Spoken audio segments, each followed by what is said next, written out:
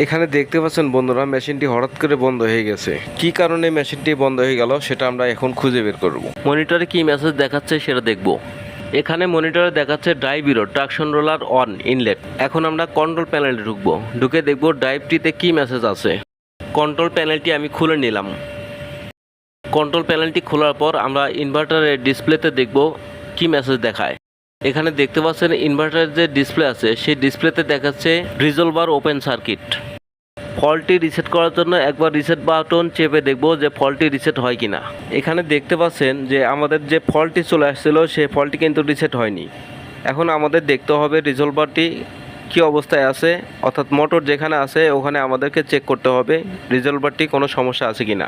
এখানে দেখতে পাচ্ছেন ইনভার্টারটির গায়ে লেখা আছে 183G01। এই ইনভার্টারের সাথে যে মোটরটি কানেক্ট করা আছে সেটার নাম্বার হবে 183M01। এখন আমাদের যেতে হবে মোটরের কাছে। আমরা মোটরের কাছে চলে আসলাম। এটা হচ্ছে 183M01 এর মোটর। এখন আমাদের রিজলভারের জ্যাকটি চেক করতে হবে, রিজলভারের জ্যাকটি ঠিক আছে কিনা, অর্থাৎ লুজ কানেকশন আছে কিনা সেটা চেক করতে হবে। অনেক সময় দেখা যায় যে লুজ কানেকশনের কারণে কন্টাক্ট পায় না, সেই জন্য এই ধরনের ফল্ট আসে।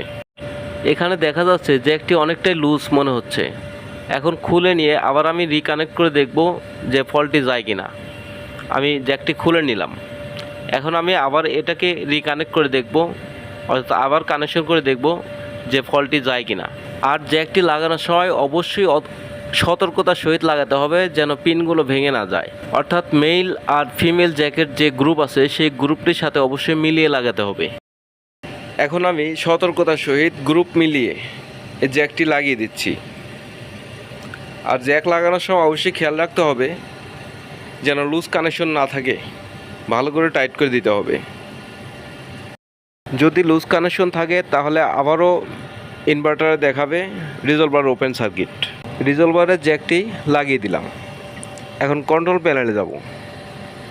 সেখানে আমরা দেখতে পাচ্ছি যে এখানে ফল্টটি এখনও আছে। এখন আমি রিসেট বাটন যেটা আছে সেটা চেপে দিলাম, দিয়ে দেখতেছি এখন রিসেট হয়ে গেছে। এখন কিন্তু আমাদের ডিসপ্লেতে কোনো ফল্ট নাই, অর্থাৎ ফল্টটি রিসেট হয়ে গেছে। এ থেকে বুঝলাম যে রিজলভারের জ্যাক যেটা ছিল সেটা লুজ কানেকশনের কারণে এই ফল্টটি চলে আসছিল।